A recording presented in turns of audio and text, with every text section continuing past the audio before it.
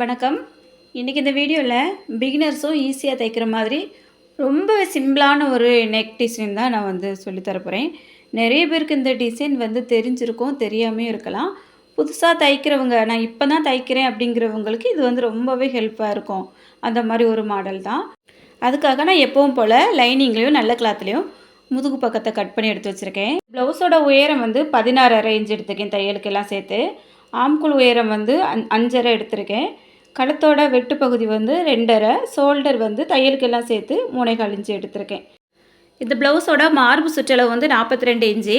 நான் ஒரு பக்கத்துக்கு 10.5 இன்ச்சியும் அது போக ஒரு 1.5 இன்ச்சு எக்ஸ்ட்ரா நான் அளந்து கட் பண்ணியிருக்கேன். நம்ம மேலே எடுத்திருக்க 2.5 இன்ச்சு அகலத்தை அப்படியே கீழே மார்க் பண்ணிவிட்டு 9.25 இன்ச்சு அளவுக்கு கழுத்தோட உயரத்தை மார்க் பண்ணியிருக்கேன். இப்போ இந்த நெக் டிசைன் பார்த்திங்கன்னா கொஞ்சம் அடிப்பகுதியில் ஒரு 1/4 இன்ச்சு அளவுக்கு வெளிப்பக்கம் அகலமாக வர்ற மாதிரி, அந்த கார்னர் பகுதி கொஞ்சம் இறங்கி வர்ற மாதிரி நான் மார்க் பண்ணியிருக்கேன். ரவுண்டை விட கொஞ்சம் வித்தியாசமாக வரும். ஏன்னா நிறைய பேர் ரவுண்டு தான் எனக்கு பிடிக்கும் அப்படிங்கிறவங்க கொஞ்சம் மாடல் போட ஆசைப்படுவாங்க. அப்படிப்பட்டவங்களுக்காக இந்த மாதிரி நம்ம ரொம்ப ரொம்ப சிம்பிளான ஒரு டிசைன் பண்ணி கொடுக்கலாம். அதுவும் ஒரு லேஸ் ஒர்க் வச்சு. ஹேண்ட் வாஷ் எதுவுமே தேவையில்லை. நம்ம இந்த மாதிரி கொஞ்சம் இது காட்டன் கிளாத் அந்த மாதிரி இருக்கிறதுனால நம்ம இந்த மாதிரி நேரடியாகவே கட் பண்ணி திருப்பிக்கிடலாம். இப்போ அதிகமாக வளைவுகள் வரக்கூடிய இடத்துல நீங்கள் கழுத்து தைக்கணும் அப்படின்னா கண்டிப்பாக ஹேண்ட் வாஷ் வச்சு தைச்சிங்கன்னா ரொம்ப நல்லா வரும். இப்போ நான் கழுத்தில் 1/4 இன்ச் அளவுக்கு தையல் போட்டு எக்ஸ்ட்ரா கிளாத்தெல்லாம் கட் பண்ணிவிட்டு சின்ன சின்ன கட் கொடுத்து எடுத்து வச்சுட்டேன். இப்போ அப்படியே திருப்பிச்சு அந்த விளிம்பு பகுதியில் ஒரு தையல் போட்டுடலாம். லைனிங் நல்லா உள்பக்கமாக போகிற மாதிரி கைகளை எடுத்து விட்டுட்டு தையல் போடுங்க. அந்த கார்னர் ரொம்ப இறங்கி வரையில் லைட்டாக தான் வந்திருக்கும். அந்த இடத்துல நம்ம ஊசியை நிறுத்தி அதுக்கேற்ற மாதிரி நம்ம திருப்பி எடுத்துவிடலாம்.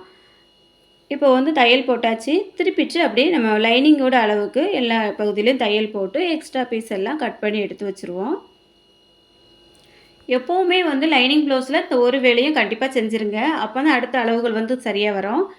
இந்த கழுத்துக்கு வெளிப்பக்கமாக 1 இன்ச் அளவுக்கு டேப் வச்சுட்டு சின்ன சின்ன டாட் வச்சுட்றலாம். அந்த வளைவு வரக்கூடிய இடங்களில் அப்படி நம்ம வளைவுக்கு ஏற்ற மாதிரி கொஞ்சம் இறக்கி போடலாம். அந்த அடிப்பகுதியில் 1.5 இன்ச் அளவுக்கு நான் மார்க் பண்ணியிருக்கேன். உங்களுக்கு பார்த்தா தெரியும். இந்த மாதிரி மார்க் பண்ணி நல்லா திக்காக வரைஞ்சி விட்டுட்டேன். இதை அப்படியே திருப்பிட்டு அடுத்த பக்கம் வர்ற மாதிரி நம்ம எடுத்து வச்சிடலாம். நல்லா தட்டி விட்டோன்னா அடுத்த பகுதியிலேயும் இந்த அச்சு அப்படியே விழுந்துடும். இப்போ அதில் நம்ம கொஞ்சம் தெளிவாக தெரிகிற மாதிரி மார்க் பண்ணி எடுத்து வச்சிடலாம். இந்த மாதிரி நம்ம மடிச்சுட்டு அந்த மார்க் அடுத்த இடத்துல படுற மாதிரி தைக்கும்போது 2 பக்கம் ஒரே அளவு வரும். கொஞ்சம் புதுசாக தைக்கிறவங்களுக்கு ரொம்ப யூஸ்ஃபுல்லாக இருக்கும். இதையும் நீங்கள் ட்ரை பண்ணி பாருங்கள். இப்போ சரியான அளவில் முதுகு உயரத்தை மடித்து தையல் போட்டு எடுத்து வச்சிடலாம். இனி நான் அந்த முன்பக்கத்தையும் தச்சு ஜாயின் பண்ணி எடுத்து வச்சுட்டேன். அப்போ தான் நமக்கு இந்த லேஸ் வைக்கும்போது முன்பக்கத்துக்கும் சேர்ந்த மாதிரி வைக்கும்போது ஷோல்டரில் கேப் தெரியாமல் இருக்கும். அதனால் நான் அந்த மாதிரி எடுத்துட்டேன். இப்போ விளிம்பு பகுதியில் ஒரு 1/4 இன்ச் அளவுக்கு சில்வர் கலரில் நான் லேஸ் எடுத்து வச்சுட்டு வரேன். இது கொஞ்சம் சின்ன லேஸ் தான், இருந்தாலும் நான் 2 பக்கமும் தையல் போட போகிறேன். அப்போ தான் அந்த லேஸ் கொஞ்சம் எலும்பாத மாதிரி தெரியும். இப்போ ஒரு சில பேர் கார்னரில் எப்படி மடித்து தைப்பீங்க அப்படின்ட்டு கேட்குறீங்க. இப்போ பாருங்கள், அந்த கார்னர் வரும்போது லைட்டாக அந்த இடத்துல மடித்து விட்டுட்டு நம்ம அப்படி கரெக்டாக அடுத்த இடத்துலையும் பிடிச்சி வச்சிடலாம். பிடிச்சி வச்சுட்டு கொஞ்சம் அப்படி கீழே மாதிரி ஒரு தையல் போட்டு மறுபடியும் அந்த ஊசி அப்படியே மேலே வரைக்கும் தையல் போட்டுட்டு அந்த வளைவுக்கு ஏற்ற மாதிரி திருப்பி இப்படி தையல் போட்டு எடுக்கலாம். இந்த மாதிரி நீங்கள் கார்னரில் தைச்சிங்கன்னா ரொம்ப சரியாக வரும். கொஞ்சம் புதுசில் தைக்கும்போது கொஞ்சம் கஷ்டமாக இருக்கும்.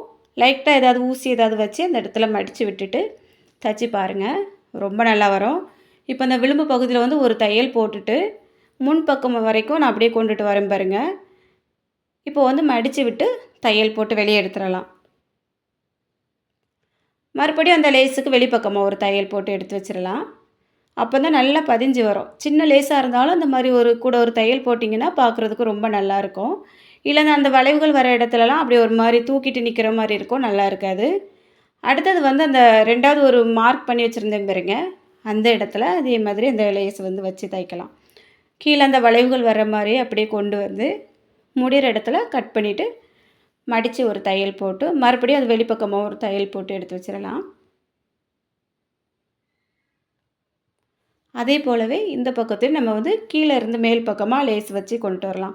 இந்த லேஸ் தைக்கிற அந்த பொசிஷனும் ஒரே மாதிரி இருக்கிற மாதிரி பார்க்கணும். நம்ம ஒரு பக்கத்தில் இதை எப்படி வச்சோமோ லேஸு அதே மாதிரி இந்த பக்கமும் வைக்கிற மாதிரி வைக்கணும். அப்போ தான் நமக்கு பார்க்குறதுக்கு ரொம்ப நீட்டாக இருக்கும். முன்பக்கமும் அதே மாதிரி நான் வந்து 2வது லேயரும் வச்சு முடிச்சுட்டேன். அப்படியே வெளிப்பக்கமா இன்னொரு தையலும் போட்டுறலாம். இந்த மாரி தைக்கும்போது அந்த ஷோல்டரில எந்த கேப்புமே தெரியாது பாருங்க. பார்க்குறதுக்கு ரொம்ப நீட்டா இருக்கும். இதுக்கப்புறமா நம்ம அந்த ப்ளவுஸில பின்பக்கம் டாட் எல்லாம் பிடிச்சு எடுத்து வச்சிடலாம். ரொம்ப ரொம்ப சிம்பிளான மாடல். புதுசா தைக்கிறவங்க ரொம்பவே ஈஸியா தைக்கலாம். பார்க்குறதுக்கு கொஞ்சம் கிராண்டாவும் இருக்கும். ஏன்னா ரவுண்ட் நெக் தான் வேணும் அப்படிங்கிறவங்களுக்கு இது கொஞ்சம் ஈஸியா இருக்கும். இந்த வீடியோ பிடிச்சிருந்தா அப்படியே ஒரு லைக் பண்ணிருங்க. எப்படி இருந்ததுன்னு சொல்லிட்டு கமெண்ட் பண்ணுங்க. நம்ம சேனலை சப்ஸ்கிரைப் பண்ணிட்டு பக்கத்துல இருக்க பெல் பட்டனை ஆன் பண்ணிட்டீங்கன்னா, அடுத்தடுத்து அப்லோட் பண்ணக்கூடிய வீடியோஸ் எல்லாமே உடனுக்குடன் உங்களுக்கு நோட்டிஃபிகேஷன் வரும். நன்றி, வணக்கம்.